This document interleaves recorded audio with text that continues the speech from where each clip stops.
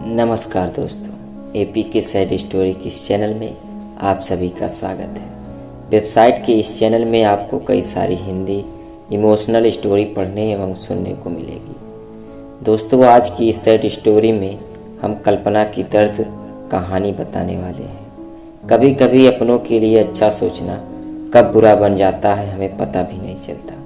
कल्पना के साथ भी कुछ ऐसा ही हुआ। तो आइए अब जानते हैं कि क्या है कल्पना की दर्द भरी कहानी। कल्पना एक मध्यम वर्गीय परिवार से थी, जिसने अपनी स्नातक की पढ़ाई पूरी कर ली थी और अब वो अपने घर पर ही छोटे बच्चों को ट्यूशन पढ़ाती थी। कल्पना का रंग गोरा था और वह दिखने में बिल्कुल गुड़िया की तरह थी। कल्पना के माता पिता उसकी शादी के लिए एक अच्छे लड़के की तलाश कर रहे थे। तभी कल्पना के मामा एक लड़के के बारे में बताते हैं। वो कहते हैं कि लड़का का नाम राहुल है। वह किसी कंपनी में मैनेजर के पद पर है और महीने के 70,000 कमाता है। कल्पना के माता पिता ने लड़के की फ़ोटो देखी तो उन्हें लड़का पसंद आ गया।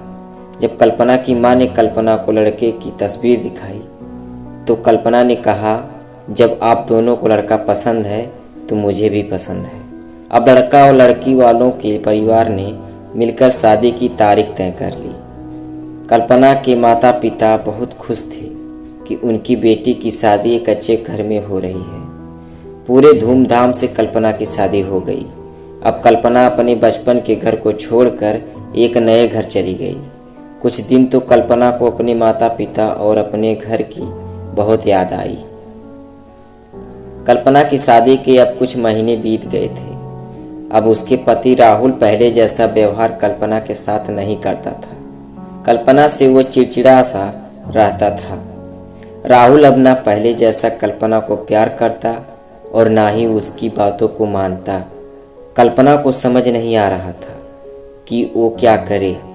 वो बस रोककर अपने दर्द को कम करने की कोशिश करती। एक दिन कल्पना को पता चला कि राहुल सिगरेट पीने के बहाने छत पे जाता और किसी लड़की से बातें करता है। जब कल्पना ने राहुल से पूछा कि आप रोजाना छत पे जाकर किससे बात करते हैं, तो इस पे राहुल ने जवाब दिया कि वो मेरे ऑफिस का फ्रेंड है, बस उसी से बातें करता हूँ और तुम अपने काम से मतलब रखो, ज़्यादा सीआईडी बनने की ज़रूरत नहीं है।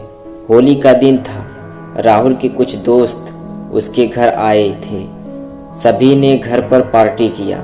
उस दिन राहुल का एक दोस्त थोड़ा सा ज़्यादा ड्रिंक कर लिया था और उसने नशे में कल्पना के सामने जाकर कहा, भाभी आप इतनी प्यारी और मासूम हो, फिर भी राहुल भाई दिन भर उस घमंडी नेहा से बातें करते रहते हैं।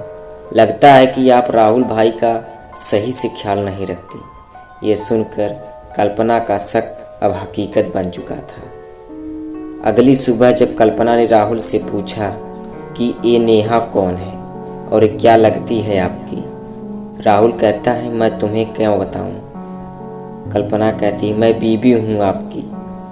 राहुल कहता है, देखो तुमसे पहले वो मेरे लाइफ में आई। कल्पना कहती है, तो फिर मुझसे शादी क्यों किया। राहुल कहता है, बस तुम अच्छी लगी इसलिए शादी कर लिया। कल्पना कहती है, अब तुम देखना मैं उस कमीनी लड़की को कैसे सबक सिखाती हूँ। नेहा को जब कल्पना ने कमीनी कहा तो राहुल ने गुस्से में कल्पना को बहुत मारा और उसे कमरे में बंद कर दिया। कल्पना के सास को सब पता था, फिर भी वह अपने बेटे के सामने एक शब्द भी नहीं बोलती थी। शाम को जब राहुल आया तब उसने रूम का दरवाज़ा खोला। उस दिन कल्पना की तबीयत खराब हो गई, फिर भी उसी हालात में उसने खाना बनाया। कल्पना ने सारी बातें अपनी माँ को बताना चाहती थी, लेकिन चाहकर भी वह नहीं बता पा रही थी, क्योंकि वह जानती थी कि अगर उसके माता पिता को ये सब पता चलेगा तो वह परेशान हो जाएंगे। राहुल अब कल्पना के साथ छोटी छोटी बातों पे उसे मारता। कल्पना अब धीरे धीरे डिप्रेशन का शिकार होने लगी। उसके दिमाग में गलत गलत ख्याल आने लगे।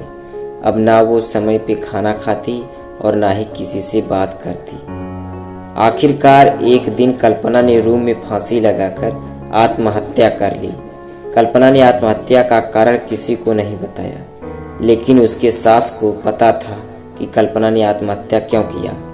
दूसरी तरफ कल्पना के माता पिता का रो रो कर बुरा हाल हो गया। कल्पना की मां ने पुलिस को आत्महत्या का कारण उसके ससुराल वालों को बताया।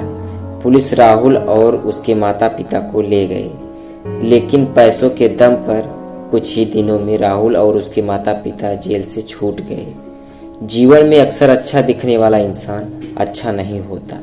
उसके अंदर कहीं ना कहीं बुराई छुपी होती है और वही बुराई किसी की ज़िंदगी को बर्बाद कर देती है।